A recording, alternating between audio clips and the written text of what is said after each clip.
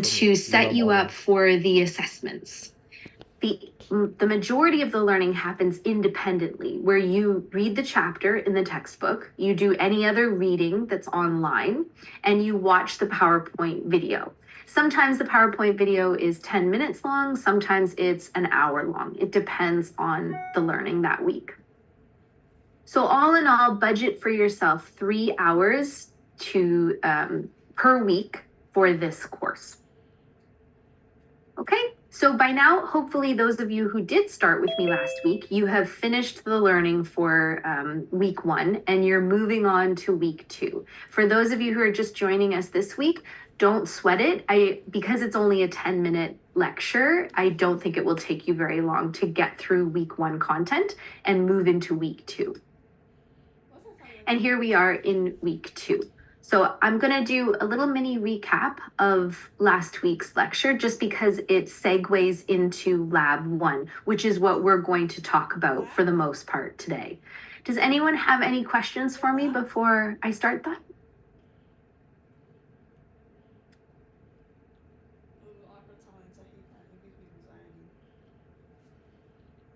No? Okay. So then can I see some emojis, signs of life? Good so far? You're with me? Thank you, Rika. Thank you, Donna. Thanks, Astrid. Thanks, Debbie. Great. Juliana, appreciate it. Satvir, Lisa, thank you. Okay. All right, let me share my PowerPoint. And so last week, in week 1, we looked at the difference between health and wellness and defining those terms. Health being the general physical, mental condition of our body, right? And the presence or absence of illness or disease. Wellness makes that an even bigger definition that includes optimal health and vitality. And you were introduced to the 9 dimensions of wellness. So our wellness isn't just about our physical body and our mental state. It's to do with so much more than that. Can you tell me in the chat what those 9 dimensions were? Just start typing them away. So one of them is the physical dimension, right, of wellness. What are the other 8? I already learned it. Emotional, Leahy, thank you. Carla says emotional too. Yep, you got it. Intellectual, yes. Using our brain, being curious. Oh, like great minds think alike, Carla and Debbie. Great. And social wellness, yeah. And the term used in the definition for social wellness is interpersonal wellness. You know why I know this? Fancy word for relationships, right? Social general wellness. Education course? Cultural, Carla, thank you. Spiritual, Eliza, yes. Occupational, Shanti, yes. Environmental, beautiful, I lost count, but we're almost there. Financial, absolutely, yes. I think you might have said them all. Well done, everyone. Let's see. Physical, emotional, intellectual, interpersonal, cultural, spiritual, environmental, financial, occupational. Yeah, you said them all. Amazing. So these are the 9 dimensions you were introduced to last week. And why they're relevant is because they are the basis of the very first assignment that you have, this little lab worth 5%, where you start to look at your own personal level of wellness, right? And your strengths and weaknesses in different areas. So I started to talk about it last week, but let me go into greater detail with you now, okay? So just give me a second to open up my template. Awesome. So on our course, you would go to the assignment folder and you would see lab 1 and click on it, and it opens it up to the instructions for you. Here. And from there, you would be able to click on the template. Here, I'll just show you while I talk. Double check. Nope, not my finder. Sorry, not my finder. Where is my...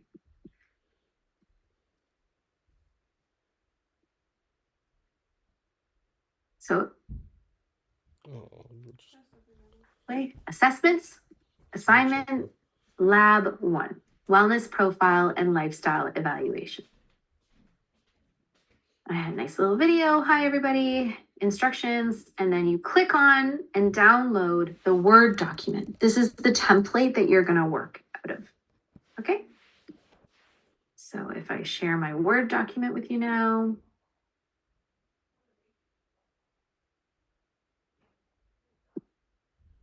Okie dokie. So here we are in the lab, and I've asked you to think about your strengths and your weaknesses in each of the 9 dimensions. And so for physical, I have a bunch of strengths, I think. I eat lots of fruits and vegetables within a week. I brush my teeth regularly. And I see a personal trainer 1 time per week for strength training. So I think I'm doing pretty good in my physical. And I do have weaknesses for sure in physical wellness. One of them being I eat too much sugar. I love sweets, like cookies. So that's what I've responded to from my lab because those strengths and weakness are personal to me. So your lab will look different than mine, right? You have different physical strengths and weaknesses.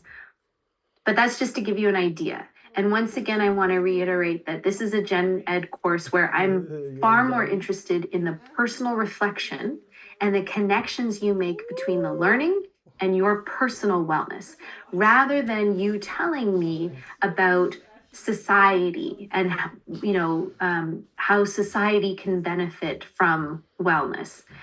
So therefore, your responses to assignments and labs are about answering first person I statements.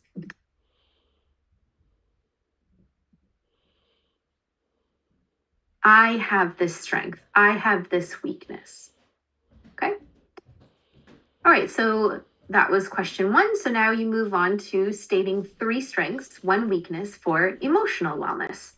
So I am trusting of my friends.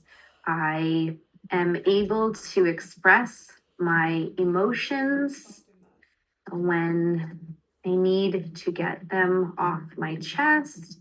And I am often determined to get something done. And maybe a weakness is I can often be very critical of myself, which leads me to feel stressed out or badly about myself. Okay, I'll pause there. Does that make sense so far to you in terms of my expectations for the lab? Can I see some thumbs? 3 strengths, 1 weakness for every dimension. Weakness. Oh, chat. 9 dimensions, 3 strengths, 1 weakness for each one, and that's it. It's clear. Great. Okay. Excellent. So then you just keep on going like that through each of the dimensions, right? So that you end up with a total of 27, like 9 times 3 strengths and 9 weaknesses that you've listed. So every dimension is covered. Unless, of course, you don't have an occupation. Although in my in-person class today, we actually said that as a student, that is your occupation. Like that's a job. It may not be a paid job, but it's, so I think the point is, even if you don't have a paying job right now, you can still talk about strengths and weaknesses in occupational wellness. Or you can let me know, no, I don't currently have a job. Should I do that? And all my courses are online, so I don't have any colleagues or, peers that I work with. All right, so that's the first question done. Boom, great. Now you're going to give yourself a score for each of the dimensions. So I feel pretty good about my physical wellness. Like I said, I have a trainer. I eat pretty well, although I still eat my sugary snacks. Emotional, I'm doing okay, but that negative self-talk, I don't love. She really Intellectual, goes through the yes, assignment with I me. love taking classes, reading books, growing my brain. Interpersonal, I have awesome friends, which I love, but sometimes I wish I had stronger bonds. Now, maybe I say culturally, I only ever hang out with my family. I don't really have um, a lot of awareness or tolerance for people of other cultures. I also didn't even really think, like, I'm a Canadian without much of tradition. I don't practice a lot of cultural traditions. So I might think, my cultural wellness is actually quite low. Same thing with my spiritual wellness. I don't know if I believe in anything. I don't know what my purpose is. Environmental, all things considered, I compost, I garden. I do feel like I do a lot for the environment. And I also think that my environment is pretty good for my overall wellness. Financial could always be better. Occupational, am I happy with what I do? Of course, I love teaching you all. And so after you've finished scoring the 9 dimensions, you're going to scroll down to answer, are you satisfied with your current wellness scores? And in which dimension would you most like to increase your level of wellness? So if I look back up here, I've got some pretty high scores. I think overall my wellness is pretty good when I look at it.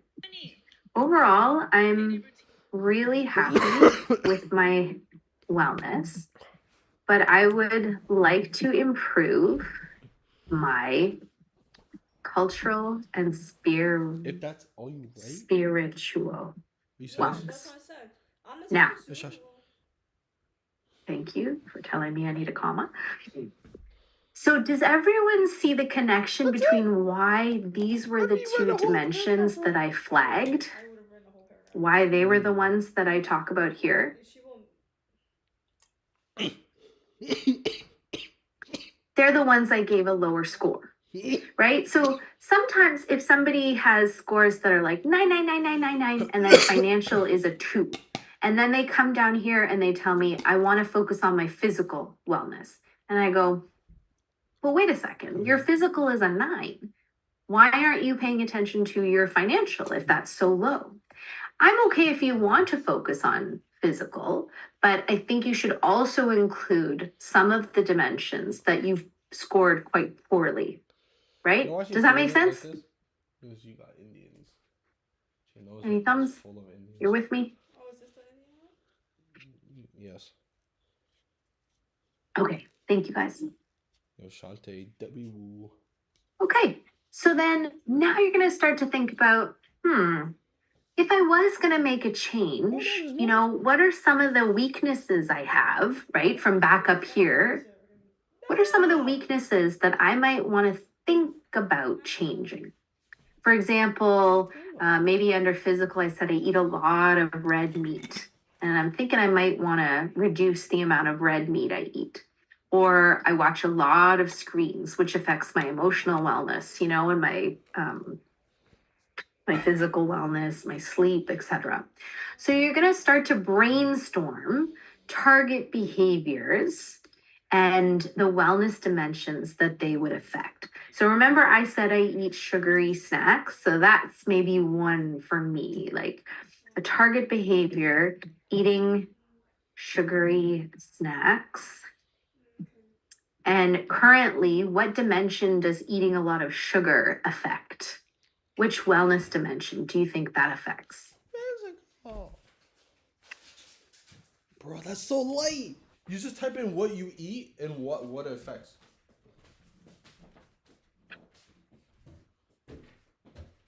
Definitely my physical dimension. I might have also said one of my weaknesses, I shop online a lot, spending money on online sales. And which wellness dimension does this affect? Financial, yeah.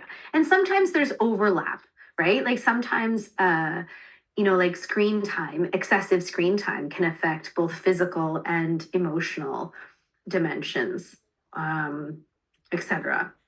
So as long as I see that you've made the connection between the behavior or the habit and the appropriate wellness dimensions.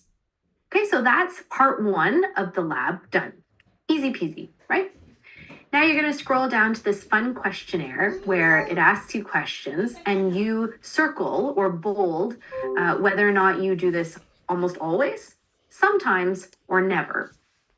So, for example, engaging in moderate exercise like brisk walking, swimming, 150 minutes per week.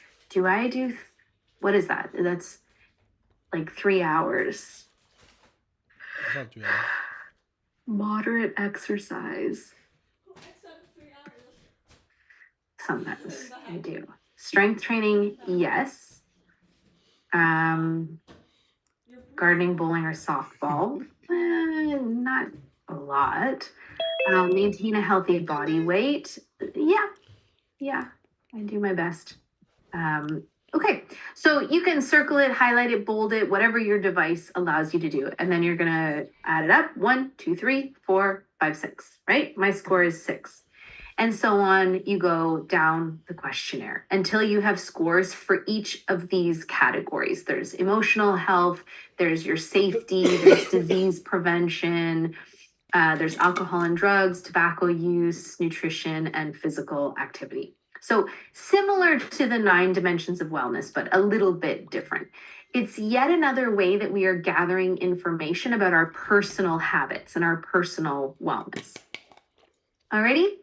So when you're done scoring your questionnaire, you come down to the last 2 questions of the lab. The first question is, how did you score? Which areas did you score quite low? And are you satisfied with your scores in each area? So I might say I scored the lowest in disease prevention, right? That was the last category here, disease prevention. I scored lowest in disease prevention. I'm not satisfied with these scores.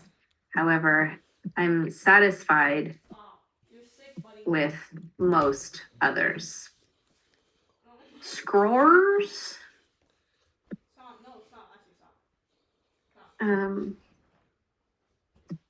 I am physically active, but I'd also like to improve scores in this category. Could be something that you feel. That's it. Did it again. My goodness. Okay.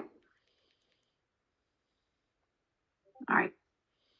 And here we come to the last question of Lab 1, which is to ask you to build upon the first part, right? In the first part, you started thinking about target behaviors and the wellness dimensions that they affect. So there might be some repetition when you get here, but you're going to build on the first part because now you have the added information from the questionnaire from part B.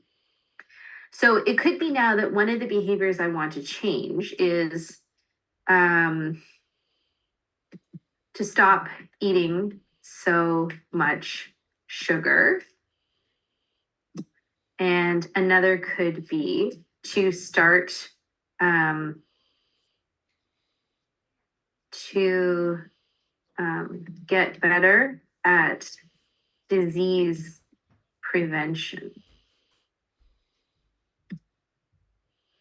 And maybe the third one is to improve my inner talk. Because remember, I talked about earlier with my emotional wellness, sometimes I can be quite critical and negative inside my head when I talk to myself. And one of the strategies to stop eating so much sugar, I'm thinking replace some of my cookie eating with fruit or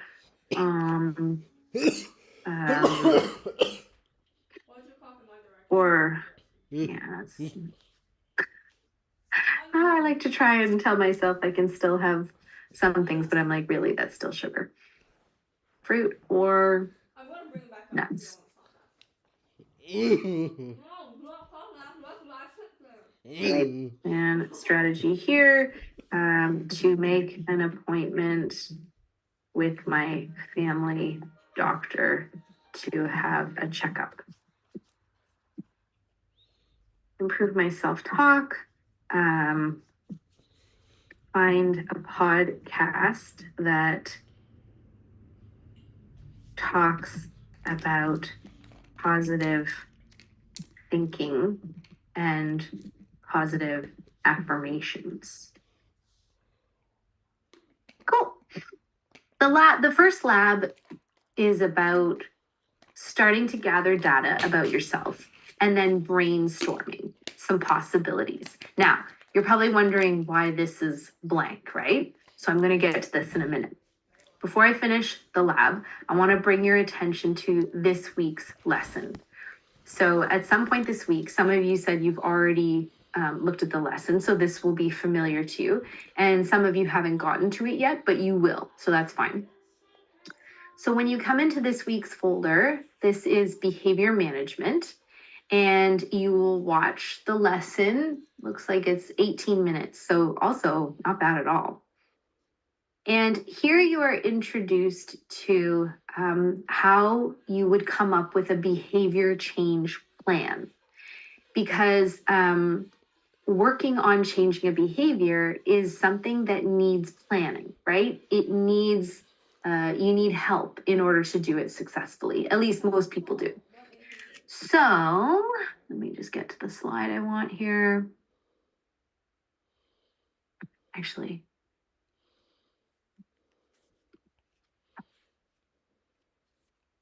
show it to you on my slides.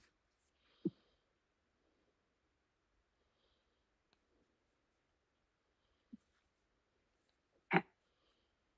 So this week, in summary, you learn about getting serious about your health, building your motivation to want to make that change, enhancing your readiness by knowing what stage you're currently in, and finally, creating a behavior change plan.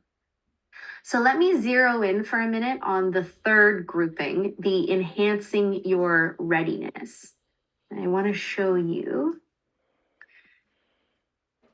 Often we are cycling through our categories of change. Like, before the Christmas holidays or the winter holidays, I was going to the gym regularly. So I was taking action on the behavior change of strength training, of wanting to build my muscle and work on my physical fitness. And then during the month of December, I completely lapsed back down, right? And did not go to the gym for 3 weeks. And it's normal. We relapse. And so then I started planning. I spoke to my trainer, went over my schedule and said, okay, I know what my winter semester schedule is. So can we get back on track with our training as of January 12th? He said, yep, okay, let's do it. So I went from the preparation phase back into action. There are 6 stages of change that a person can be in. First, pre-contemplation, not even thinking about it. Contemplation, now you are thinking about and considering it. And really, lab 1 is the contemplation phase, right, of a behavior change. Then comes the preparation. You're planning to take action soon. That's what the healthy lifestyle management plan assignment is. Then you move into the action stage. That's where you're outwardly practicing the behavior change. And then there's the maintenance phase. You've been able to maintain doing the action for 6 months or less. And finally, sometimes there's a termination stage for behavior change. So if I bring you back to lab 1, How long is this shit? now you understand the language that I'm looking for when I ask you, what's your current stage of change that you are in? So if you want to stop eating so much sugar and you want to replace it with fruit and nuts, are you currently doing that thing? Probably not, right? It's like you're probably either in pre-contemplation, contemplation, or preparation, I know that. because the point of this lab was to bring to your attention the habit which you weren't working on before. But so somewhere in there. So I'm going to say that I am in the contemplation stage.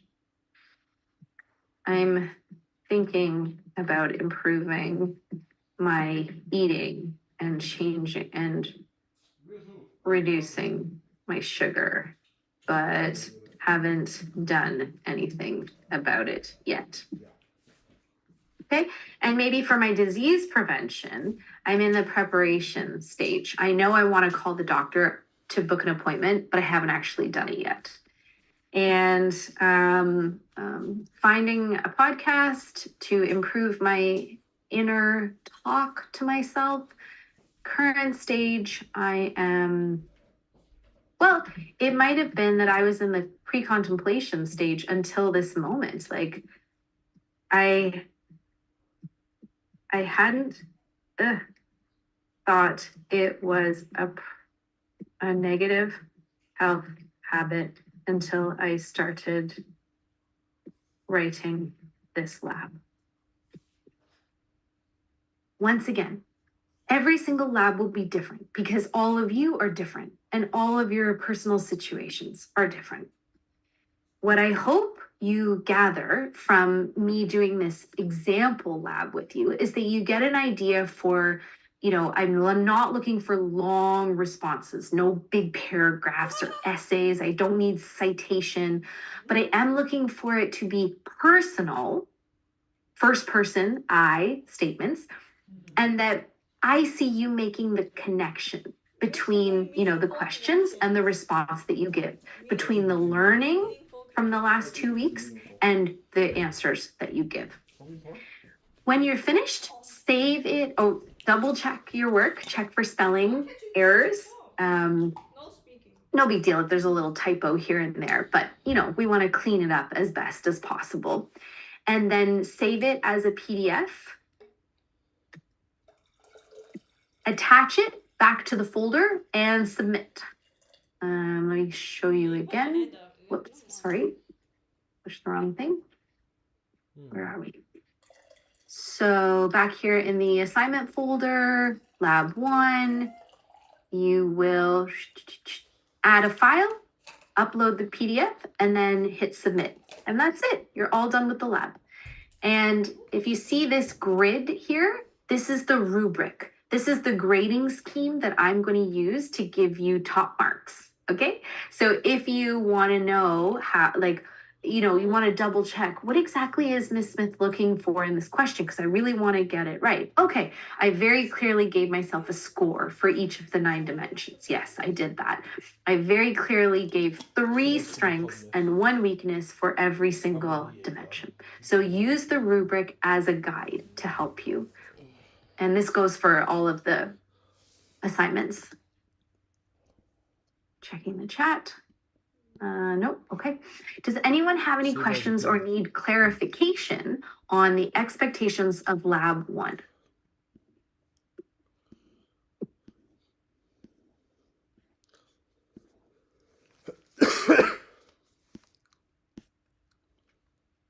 Thanks, Sangam. Juliana, feeling good? Okay, great. Now, we have 10 more minutes together. I am going to talk about the Healthy Lifestyle Management Plan assignment next week, but because we have 10 minutes and the assignment has opened, would anyone like me to talk about the Healthy Lifestyle Management Plan assignment now, or would you rather just focus on lab 1 and then we can think about the next assignment next week?